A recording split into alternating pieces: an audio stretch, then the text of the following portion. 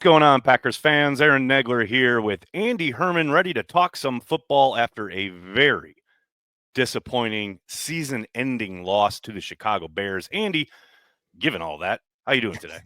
I'm doing great. I'm really excited to chat with you. I think it's probably a needed conversation for both of us. So Truly. we're always looking forward to that. But yeah, a sick taste in your mouth. Obviously, we just learned that Christian Watson has feared torn ACL and potentially worse than that as well, or some other damage done as well. So not the way that you want to start your Monday off and your playoff week off. But yeah, no doubt. Here we are. And so let's deal with it. Let's dive into it.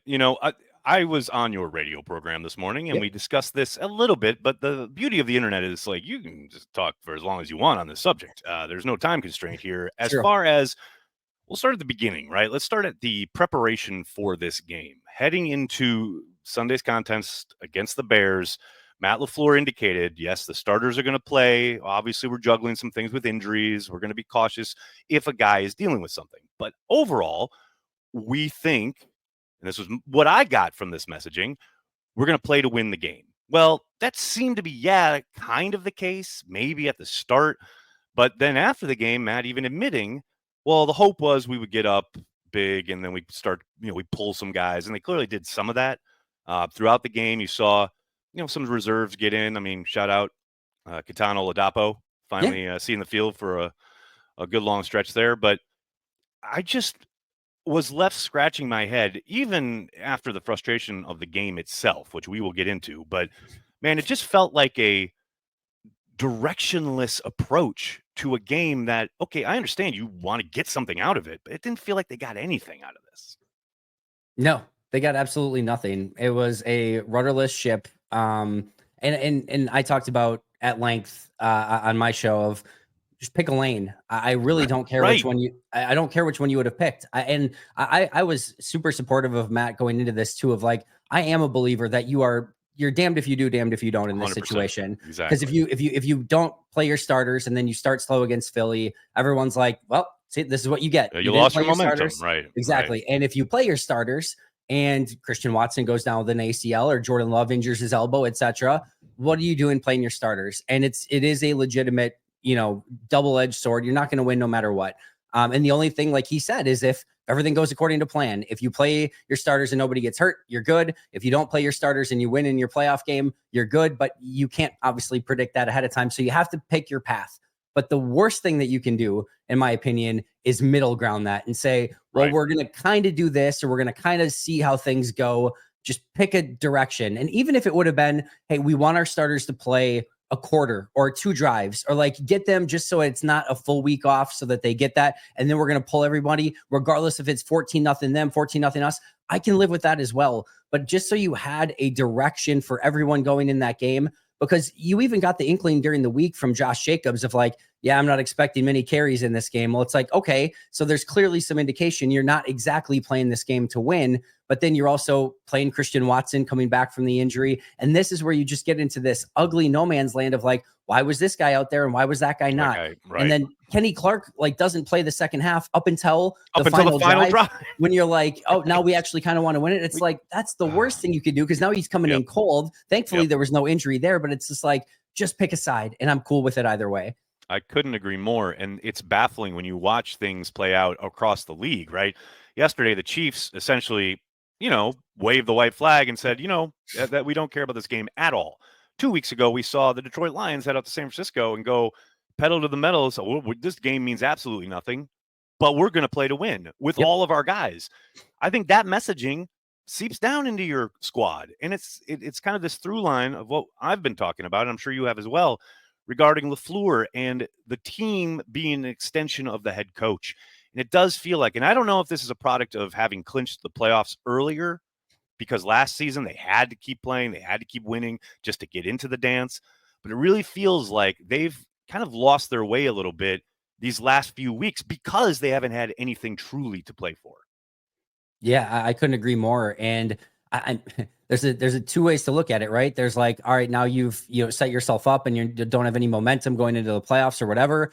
or I guess the glass half full side would say, yep, they didn't even clearly put their A game approach together these past couple weeks. And now let's see, once they get back to, all right, we're going to refocus, re-energize, whatever. Hopefully it gets back to their winning ways prior to these 2 weeks. But yeah, and again, this just kind of goes to pick a direction with the team, have that just that feel of like the conviction of this is what we want to do, and don't change it up on like a moment's notice. But yeah, I do wish that there was again better direction. I wish they would have went out to play these games a little bit more. I just wish they would have freaking executed better too when they were Well, early in that's these the thing, games. right? And that's a level of frustrating as well. And that's where you sort of get to trying to parse out of like, what are the takeaways from this one? Is it just that, hey, guys weren't super motivated, they didn't really care, and they can remotivate next week? Or is there things that we're legitimately worried about? I think it's probably a little bit of both. I do too. And the thing is, it's got to be frustrating if you're Matt LaFleur and trying to call the plays, put a game plan together, etc. And you keep hearing all this noise, and maybe it's coming internally too, but certainly from the outside, as far as, oh, you got to get Christian Watson involved and get him going. You got to get Jaden Reed going. Got to make sure you got Josh Jacobs going early. Well, it feels like he's trying to do these things, but yet again, yesterday, Jaden Reed puts the ball on the ground on a classic punch out scenario where, man, you've got to be cognizant of that stuff out in the open field. To me, we'll talk about the coaching malfeasance at the end of this game in a little bit, but man, you mentioned it, the lack of execution, and it extends, I think, all across the offense. I'm not talking just the guys who have fumbled the ball, but the quarterback seems really scattershot at the start of these games. I'm sure Matt and company are probably scratching their heads as well, but it doesn't feel like Jordan Love's in any kind of rhythm whatsoever, and that has got to be concerning heading into next week. Yeah, it's I would argue maybe the least in rhythm that I've seen him. I mean, even coming back from the injury, I thought there were a lot better moments, and it just Yeah. doesn't feel like he's throwing. Same thing with when we talk about conviction with coach. It doesn't feel like he's throwing with any conviction. And you know, the theory that I talked about last week and other people have sort of brought up is like, are you trying to be too careful with the football? Are you not, hitting your spot and just letting it rip? Because we heard from Matt LaFleur in Jordan's first few seasons what he wanted to see from Jordan. He knew the offense, he knew the design, he knew the players, he knew the checks, he knew the audibles, he knew everything. But what he needed to do was to drop back, get to his spot, make his read, and let it rip. And it almost feels like there's this paralysis by analysis of like, I Yes. get to my spot, and now, oh, is it clean? Am I worried that there's going to be somebody there? Yes, it certainly feels like he's not trusting what he Yes. sees. Like that, Or seeing it. Yeah, one of the two. or seeing it at all. Yeah. Right. Totally agree. And then what's interesting is the way that it's affecting at least the output. Now, obviously, we're not in the game planning sessions. We don't know what they're trying to accomplish, but man, the middle of the field has completely disappeared on offense as far as trying to attack down the middle of the field, except on the rare occasion where you saw Love, and he's still double clutched, but he hit that deep one to Tucker Kraft, to Musgrave, where Musgrave makes a great catch, but nothing seems in rhythm, and everything seems to be outside of the numbers. The majority of these kind of throws and plans seem to happen on these deep out routes, or even not even deep, intermediary out routes. But I mean, the Christian Watson drop, which was a drop, you got to catch that ball. Yep. But still, Christian is breaking at the sticks, clearly designed to get the first down. And Jordan puts it at least a yard, if not more, ahead of the stick. Like, there's nothing in rhythm when it comes to this offense, especially early in the games. And I don't know what you do if you're Matt LaFleur, because it's clear that there's plenty of time on task as far as during the week going through the game plan, what you're trying to accomplish, and undoubtedly repping things. But for whatever reason, they're getting into these games, and Jordan is just all over the map. Yeah, and I don't know if it's one of those things where you got to get Jordan a couple layups early. And I think it can't just be like screens. It can't just be like, it's got to Right. be something where like he sets and rips it. he sets. Yes. There's that play. I do know that they've had a couple interceptions off of it, but there's the play. I haven't seen it run in a long time where they do the quick play action in the background and he turns. It's just a slant behind it. Yeah. And there's that middle of the field vacates and steps up because there's the play action and he just turns and lets it rip and it's in stride. Like, I don't know if the big touchdown to Watson his time when he came in against Philly. Yep. Exactly. 100%. So like just a couple things like that where you can get him throwing in rhythm and some easy completions and just hopefully getting that going. And we do know if there's any signs of, hope or turning the page, like we do know that Jordan is a rhythm passer. Like there will be times where like it just takes a couple, and I'm not talking about like we're not talking a Steph Curry game here where he gets hot from three and like he will go for a stretch of games, just like we saw at the end of last year, where if like he gets hot, he can get blazing hot for a stretch of time. So if all of a sudden you just get him some of those throws and get him in that rhythm, maybe all of a sudden it just clicks and it goes. But you're sort of running out of time here to have that happen, and hopefully this is the week, I guess. Right. I will say, I was thinking about this morning, going back and watching week 1 and looking at the Eagles season in general. It is interesting that LaFleur and company are going to be game planning against a defense that they had been running the last 3 years, right? The scheme, the Fangio tree anyway. Yep. Going into Philly against a scheme that you're familiar with. You at least have an idea of how best to attack it. Now, obviously the Packers haven't been going against it in, practice all year, but on the offensive kind of staff, they at least know this defense very, very well. And they probably have a very good idea tendency wise when it comes to Fangio, what he's going to try in certain situations. But to me, it really does come down, and it feels obvious, but it's been their identity all year long. And if there's ever been a moment they need to lean into it, it's giving the ball to Josh Jacobs early and often. As much as you want to see Jordan Love rip it, to me, it all starts with Jacobs, who I thought, again, ran well yesterday when he was out there and given the opportunity. I think that's got to be the MO next Sunday afternoon.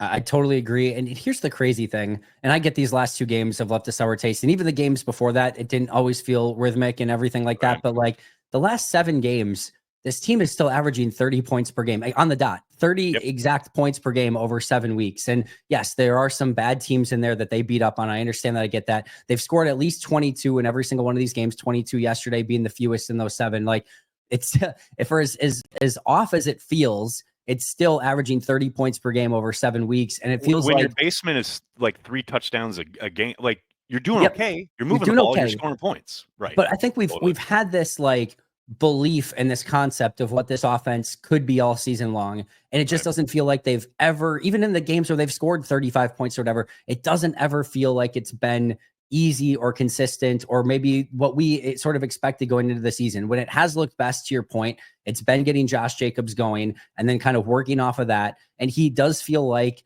the truck of this offense, the guy that you're hitching everything to.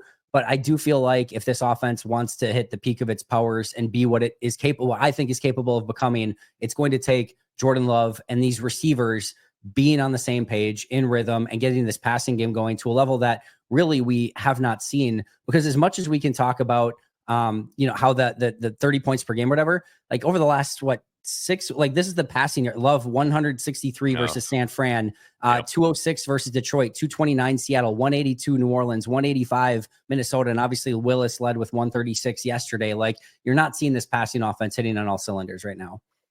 Speaking of hitting on all cylinders and making sure that you put your team in the best position to win, which would be the charge of the head coach and his subordinates. Man, let me ask you, let me phrase it this way. What was more surprising to you yesterday? Matt LaFleur not calling timeout on the 3rd down prior to calling the timeout on the 4th down and not forcing the Bears to utilize their final timeout?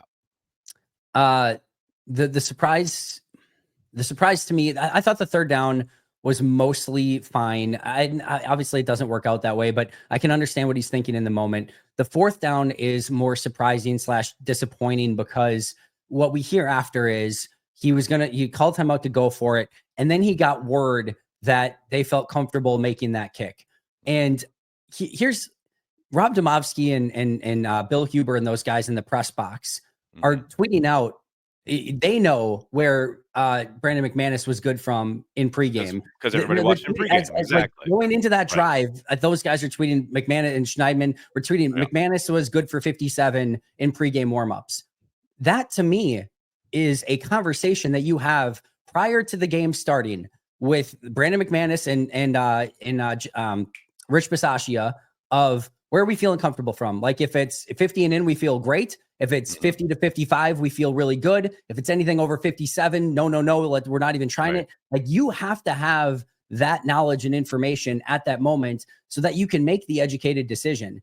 I understand to some extent in the moment, if you're thinking you're going to have to go for it, to call the timeout to make sure that everyone is on the same page, because that's the game right there. You have got only 2 timeouts left. Then you're not going to get the ball back if you turn the ball over, and you have to. And if you get the first down, right, then you dictate because you got a new set of downs. Well, you have this timeouts was remaining. my point. Yes, Exactly. And that's why I wanted the timeout on third down. Get everybody on fair the enough. same page. Get your best play call in that Fair. situation. Because if you pick up that first down, You you have dictate. not only taken total control of the game, you've almost ensured that the Bears can't get the ball back and do exactly what they did. All it takes is picking up that first down. So I want a timeout there. You've Yeah. got 2 others, by the way. They had all 3. Matt, how many times have we bemoaned LaFleur wasting timeouts? He finally gets to the end of the game where he has the Got all assets 3. available. They're not precious. You can't take them home. Call Yep. the timeout on third down, and then if that doesn't work, call it on fourth. It just drove me insane that they had an opportunity to take total control of the game and essentially threw it away. That's my frustration. I'll add another layer on top of it too. If your decision is we're going to go for it on fourth down and we're going to call a timeout because we want to make sure that we have the right play. Okay, that's a decision. That's fine. Let the clock run at least. Let the At clock least run. let the clock run At down to least do 1 about second, then 25, call the timeout. 28 seconds. Because again, if you fail the game, we already know because you call the timeout, the game is already over. You cannot get the ball back. So there's no saving time in this situation. If you pick up the first down, you've got 20 some seconds left. You dictate again. You have a timeout remaining even after you call the next one. You still have a timeout remaining. You can call 1-2 more plays. You're already in McManus field goal range. And again, you dictate the terms. So there is there's zero reason ever in that situation, regardless of what your thinking was, if you thought you were going to go for it, not go for it, whatever, where you would call the timeout with that much time remaining. So that's what's frustrating about it is you can sort of understand of like, we thought we were going to go for it. So we're going to call time out, make sure we get in the right play. Not letting the time wind even in that situation is an egregious error. And then speaking of coaching malfeasance, let's flip it around to the defensive side of the ball. And it's beyond frustrating to kind of lead with this because I thought the defense played well enough to win that game. Certainly early on. Obviously, there's the special teams touchdown, which is beyond maddening. But on balance, the defense played the game they needed to win the football game right up until the final call. I mean, the idea of rushing 3 and having 3 deep safeties and dropping all 3 of those safeties rather than having a living soul in the middle of the field. I understand the idea is to get them in the middle and then, they're not going to have enough time to get up and spike it, even though they did. But just play your third down defense. It's 3rd and 11. If they go deep, you got 2 safeties. I like my chances there, but 3 deep and rushing 3 is about the most egregious thing I could possibly think of in that scenario. Not only 3 deep, not only rushing 3, but having like your defensive backs literally just playing sideline and conceding completely the middle of the field. And saying, and what was so hard to understand in the post-game presser is when Matt was asked about it, he's like, yep, you need 12 seconds in order to convert a play in the middle of the field, get down and spike the ball. Well, they had 15 seconds left. They had 15 seconds. And again, this is another one of those situations where if they didn't have a timeout and you got the wrong call in or whatever, you call the timeout right before the play. This is the other thing that blew my mind. You call the timeout, and clearly, like, this is not like Jeff. And Chicago didn't change sets. Yeah, Chicago and it's came out the exact same set. Matt is clearly in like control there, like knows the play call, understands the situation, how you can call a timeout, make sure that you get the right play or think you have the right play call in, that everyone's on the same page, and then allow, like, literally give that away in that moment. I don't know what can possibly be thought from all parties, from Jeff Hafley, from Matt LaFleur. It's as bad of an error. And again, this is not to point like, look at me, how smart I am. Aaron, I swear to you, I knew exactly what was going to happen. Yep. And I'm sure you probably looked at it too. I knew exactly the guy what was going to happen. up on the backside. It's like, where did the ball going to go? I mean, that's the only not thing difficult. I thought is the bunch on the right. I thought the bunch on the right side was going to be where the guy came over the middle. So I'm watching them like they're not guarding the middle. I'm like, that middle's going to be wide open. There was a guy in the bunch that came open over the middle, but it was the other guy because they didn't care about it at all. It was just wide open. It's like, here we would like to the point, Aaron, where like I know that this isn't the case. I'm not even putting this out there, but like, if you would have told me like, yep, we wanted to face Philly, I'm like, okay, like this is what you would Right. do if you wanted Right. to face Philly. It's We want not to make that, sure we face Philly. Right. but like, my goodness, I don't. It's really hard to fathom. Yeah, and like I said, it's so frustrating because again, I thought they played well on the defensive side of the Yeah, ball for the most part, on balance. I thought, like I mentioned, Katana Ladapo. It's nice to see him. I haven't been able to go back and watch the coach's tape yet, likewise. but on first glance, it looks like he acquitted himself well. Like he didn't seem out of place. He certainly didn't seem out of position, to my eyes, in most instances. But yeah, it was good to see guys flying around. You certainly saw a phenomenal play from Carrington Valentine, who I think has now put together a number of really good games. You talk about a guy who's ascending. I Yep. love what we've seen out of Valentine kind of this last month of the season. And I just want to add on top of that because I know he gets the ire because he gives up, quote Oh, unquote, the slant at the end. He to his point after the game, he's yeah. literally doing what he is told in that situation of we are just making sure that nobody gets out of bounds on the play. If he completes it, get him down in the middle of the field. Now, Matt did say after that he wants him to, Fall on pile the on and make pile, sure that they don't slow get getting up in up. a couple Yep. seconds. Okay, Yep. maybe mistake made there to some extent, but that completion is on the coaching staff and is not on him. And I am with you. I've been a Valentine fan. I couldn't really quite comprehend why he was not getting more playing time sooner, but I'm happy he's getting it now, and he's certainly making the most of it and really making a name for himself. No question about it. Real quick, this game coming up on Sunday, obviously, win or go home. It's a new day. We've got to go 1-0 every week. And the Eagles, obviously coming off a stretch here without their starting quarterback. Do you think I mean, obviously they're going to ride Saquon Barkley, but do you think this is a game where it's going to be strength versus strength as far as I suspect we'll see a healthy dose of Saquon? This Yep. Packers run defense, which has been good, it has played very well over the course of the last month or so. This is obviously the ultimate test, and this is going to be, that's going to be, I would think, the headline of this game. I think so too, and especially with Jalen Hurts coming back, even if he does play and is, which I'm assuming he will, and is 100% good to go. You wonder if there's a little bit of rust there, kind of coming back and missing a few games. And I'm also curious to see if Jeff Hafley and company learned their lesson because clearly the goal in week one was keep him in the pocket, don't let him win with his legs. Well, he did not win with his legs at all, but he won with his arm consistently and constantly in that game. And AJ Brown ate you alive. So you're going to have a better play there or a better game plan there. I do think, Green Bay's some of their superpowers right now is stopping the run, like you mentioned, and for the most part, not allowing big explosive plays down the field.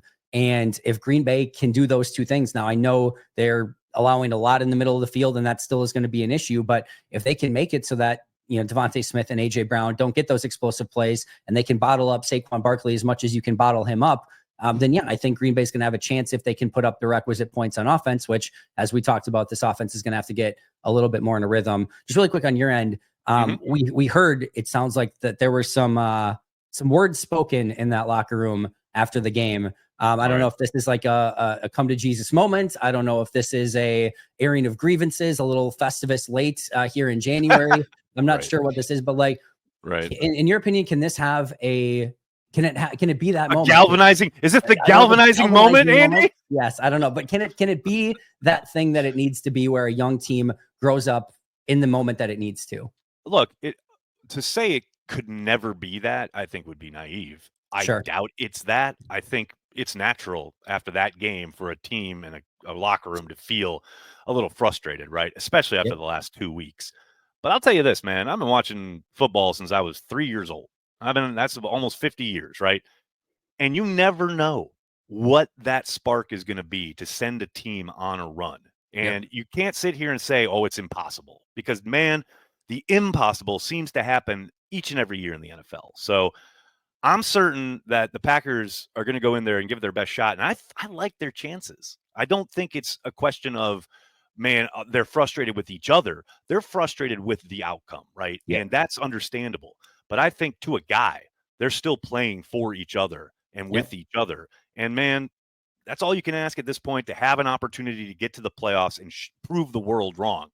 And as my buddy Corey always says, some of my favorite moments as a Packers fan in my life have been when the entire football world has counted out the Green Bay Packers and they have absolutely shocked all of us, myself included. So man, if we get that on Sunday, phenomenal, fantastic. If we don't, then we do the postmortem on the season and we look ahead to next year. But either way, it's going to be a great battle. Couldn't agree more. Couldn't say it better myself. That's where I'm at. We'll obviously talk about it later this week on the preview video for Pack a Day Podcast and the Cheesehead TV Nation newsletter. Make sure you're checking out Andy's stuff there at Pack a Day Podcast. Andy, thanks so much for the time, man. Appreciate it, Aaron. Talk to you soon.